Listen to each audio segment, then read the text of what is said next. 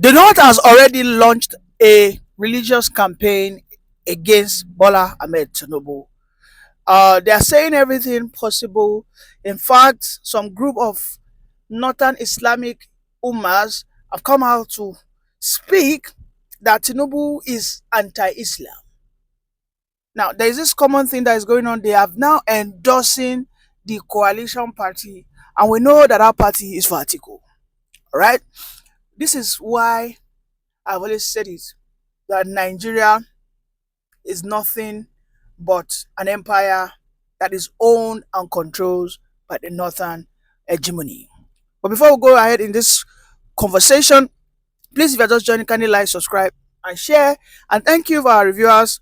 We listen to your comments, everything.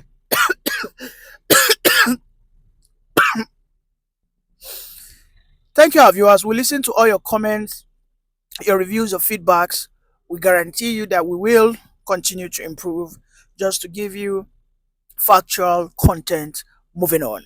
All right, so what is the response of Tinubu to these Muslim Ummas, these Islamic clerics who we know how influential they are in directing the voting pattern of the populace? It is clear that the North have declared a war, not just against Tinubu, but against every Southerner. I will be very happy if the coalition as of today has said Obi is their candidate. All right, but nobody can come out categorically or confidently pump their chest and say that Atiku will step down. Have we not listened to the Bolaji Balogun, the spokesperson of ADC, who has said that this party is not going to hand over anything to anybody on a platter? If you want to become the president, then submit yourself to the party's primaries. If you win, then you get the support. No. This is a scheme against a Southerner. And I will speak against it because, to be frank and to be objective, as far as the Nigerian context is concerned, where we don't talk about competence, where we don't talk about meritocracy, everything we talk about is either zoning, tribalistic zoning. It is the turn of the South, it is the turn of the North. That is always our conversation. So it won't be now or today that we know that between the period of 2023 to 2031, it should rightfully be the turn of the South. The North, a party that is being led by a Northerner, they start telling us, oh no, let us forget about the zoning. I don't believe in. No, you do believe it. Those Islamic clerics who are running this campaign, maligning and destroying Tinubu, if they were doing it for the benefit of a person like Peter Obi, I will welcome it. But for them to be endorsing ADC and not a candidate is a scheme. It's just a primary school level of deception. Our eye don't open. We don't wise. We are now wise. If you want Obi, let it be clear. We all know how these Islamic clerics, when they were still collecting money from Tinubu in 2021, 2022, how they all came out. In fact, go to the North then, they were saying that Tinubu, based on saying a Muslim ticket, let us vote for him. He is the righteous one. We know that Tinubu is a Muslim, is our brother, and every Muslim brother is even above the Nigerian, other. So, they always justify based on religion. But when Tinubu got in there, betrayed them, showed them the other side of a Southerner, that he will not be a stooge, he will not kowtow to their whims and caprices. And now those same Umas, clerics, afars, whatever they are called, the emirs, they are now ranting, speaking against him. We saw Emir Sanusi the other time. Was it not the same Emir Sanusi that was stomping, clapping for Tinubu when Tinubu was saying that we will bring down the purchasing power? Was it not the same Emir Sanusi that was clapping for him back then? There was a time Emir Sanusi came out and he was, before Tinubu won the election, Emir Sanusi was praising Tinubu, how he raised Lagos, how he developed Lagos, how he reformed the fiscal, policies of Lagos. But now, today, that Tinubu is not dancing to their tune, Tinubu is not giving them the dollar subsidies, he's not doing some things that favors the North historically. The guy must go. Yes, he has to go, but it has to be a southerner. If it's not, then forget it. Now, this is what and how Tinubu intends to respond to this new northern religious agenda against him. The first thing first, Tinubu wants to cut the snake right from the head. I think he feels that one of the persons sabotaging him is Shettima. And we know there are rumors right there from the Aso Villa that Tinubu will jettison, he will trash him like a bad habit. He will drop Shettima by 2027. We have been told that Tinubu has been fishing for a Christian northern candidate. The man who could have been his candidate, Babachi Lawal, is now the deputy chairman in ADC. Babachi Lawal is from the Middle Belt. To be specific, is from Plateau State. But today we have been told that Tinubu will want to take someone from Benue, someone that will be handed over to him by either Father Alia or George Akume. You know why? You know what Tinubu wants to do?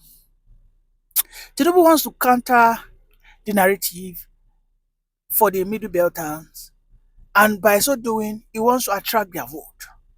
I mean, imagine a scenario whereby Tinubu is running in the south, Atiku is running.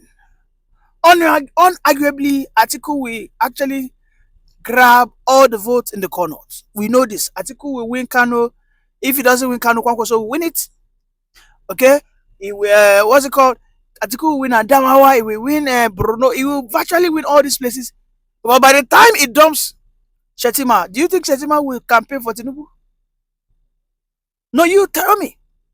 Do you think by 2027, when Tinubu finally, removes the veil and shows that this is the person I'm running for, I can bet it with everything in me that Tinubu will dump Shettima.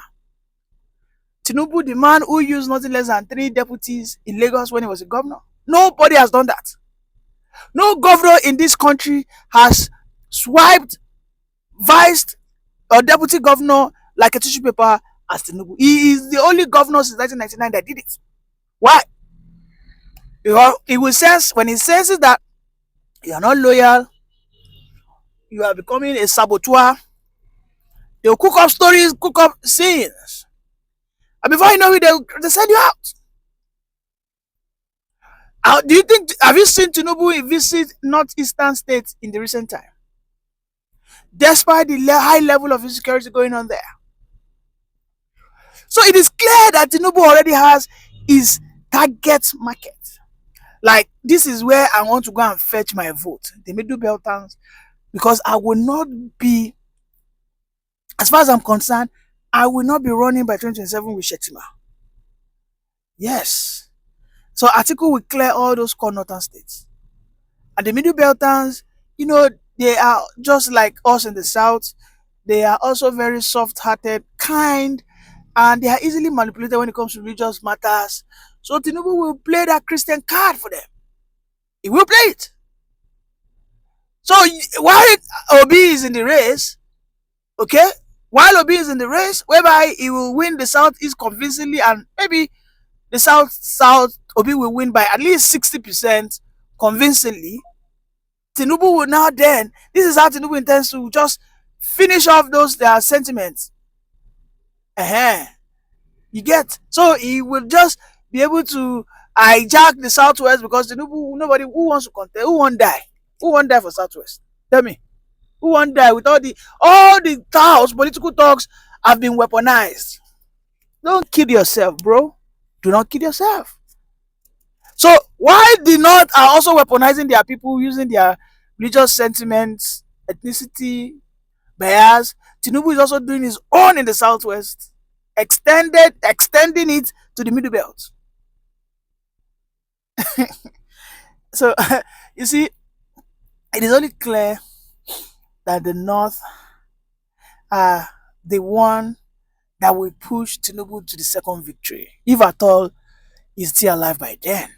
If Tinubu lives from now to 2027 and beyond, I am telling you, the North unknowingly will be the one that will hand over the election to Tinubu, because the North, the greed that they have will balkanize them as a political bloc.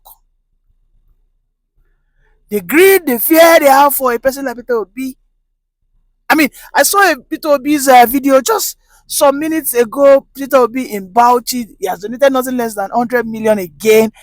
Haba, this man, they try. They try. Donated money in Bauchi, donated money in Kano. I think they said he wants to go to Katsina anytime from now. And I am sure he would donate. All right. So you see that Obi is doing the right thing.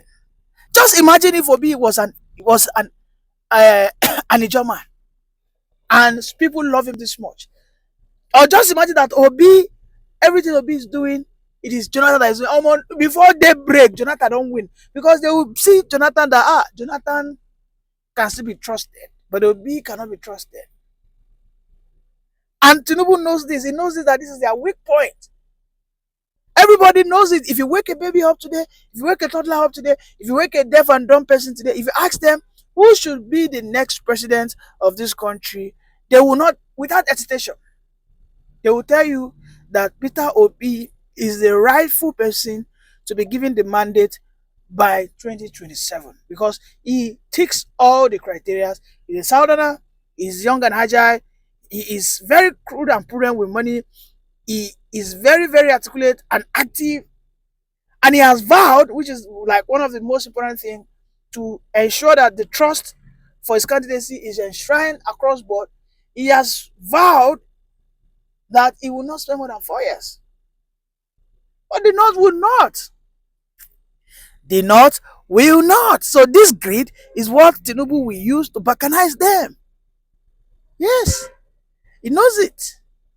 Because if Atiku does not step down, Atiku continue to finance religious sentiments and all and whatnot against him. If Atiku would not use his common sense, that at this stage he is just a political elder who has attained his retirement age, hang your boots, let your mentee, let him have his shine. They say in this life everybody has his time. In this life everything works by time and season. It is not the season of Atiku. And this is why I keep coming out and I keep saying that Tinubu is too comfortable. Tinubu is too lucky. Everything seems to be working in favor of Tinubu. Perhaps this man, there's this thing that we say in local parlance, he's using juju. Who knows? Because the oppositions cannot continue to be confused, egocentric. As at this time in 2013, they already know where they were going to. They already knew. Tinubu and Buhari already knew. They already sat down, agreed. The two already said that, don't worry, my base will support you. Just we'll do the primaries. But Obi's condition is not like that. Obi's condition is not like that.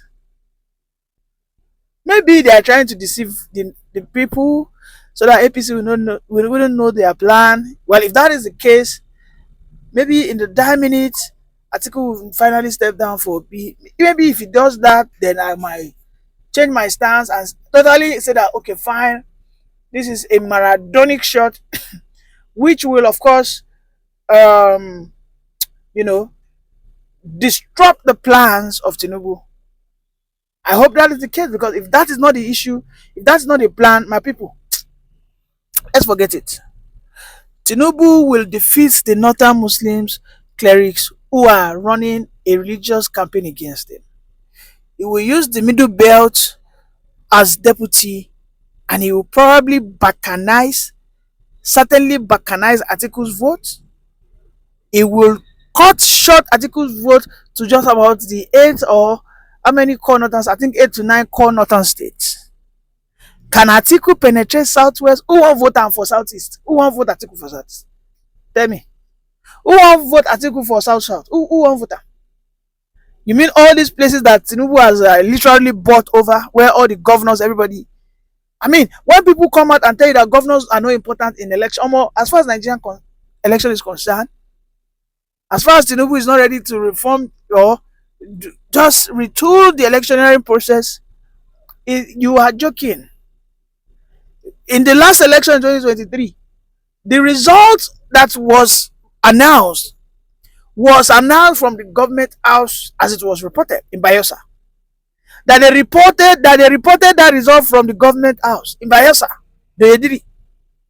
Didn't we all witness what happened in Adama when Binani was pronounced by the REC that Binani is the government? In fact, all of us, I also jubilated that after all, we don't finally get one female governor. In fact, NTA even broadcasted it. Until we were told that Omona NGO. So is that the kind of process you think Tinubu will just hold on and open his eyes? Like I say, the North are the ones. In fact, let me be frank, Atiku is possibly working for Tinubu. Let's listen to the words of Sanusi, who also is lamenting about the performance of Tinubu. Thank you. Muritala dismissed over 10,000 public officials in a sweeping anti-corruption purge and enacted the Corrupt Practices Decree number 38. 50 years later, Nigeria ranks for 145th out of 180 on Transparency International's 2024 Corruption Perceptions Index. What lessons from his style do you think we could learn a glimpse on anti-corruption work and can still work in today's Nigeria? I think what's failed and what in do this you country think has failed? Upbringing. The truth is, many people that you have in public office today were simply not well brought up. When I was in King's College in Form 1 and Form 2, we had a class called Civics. And Civics was taught by the principal of King's College himself, RSG Agibukema. So from a very young age, you taught certain values. You taught the importance of honesty and integrity. You taught the importance of human rights. It's important to leave a good name. You know that when you go into public office, it's an opportunity to serve. You don't go into public office in order to make money. Now, many of the people that have assumed office since then simply did not have that upbringing. They did not have that training. And many people go into government for the wrong reasons. You do not go into government to make money. If you want to make money, you become a businessman. Aliko Dangote is the richest man in Africa. He has never been a commissioner or a governor or a minister.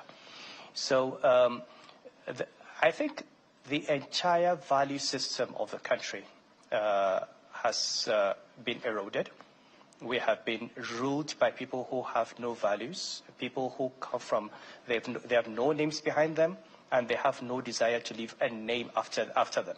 These are people who define themselves by what they own, how many houses they have, how many private jets they have, how many billions they have in bank accounts, and they think that is something. It is not important to them that people look at them and they only see thieves. They see criminals. They see people who have taken away the Commonwealth. It is simply not important because for them, the values do not matter. So I think we need an entire regeneration of values. It is not about one person. The president or the governor or a minister cannot on his own change this country, but look at our religious leaders, how they've become. They've also they've become sycophants. They've become praise singers for money. Traditional rulers have lost it. Everybody seems to have jumped on this bandwagon where money seems to be an end in itself. And unfortunately, a society in which material wealth, no matter how you get it, is respected, is glorified, where people who are known to have stolen money get rewarded with ministerial appointments, with senatorial appointments, that society will continue to reproduce itself. We do not have any, we don't have a sense of disgust for people who hold public office and amass wealth. We reward them with appointments, with more public office and more opportunities to amass wealth. And this is what Nigeria has become. Could it have been addressed by one man? I don't think so. Can it be addressed by 100 men? I don't think so. I think as parents, as citizens, we are all responsible. As leaders, we are all responsible. We have to continue stressing the importance of values, the importance of a sense of what is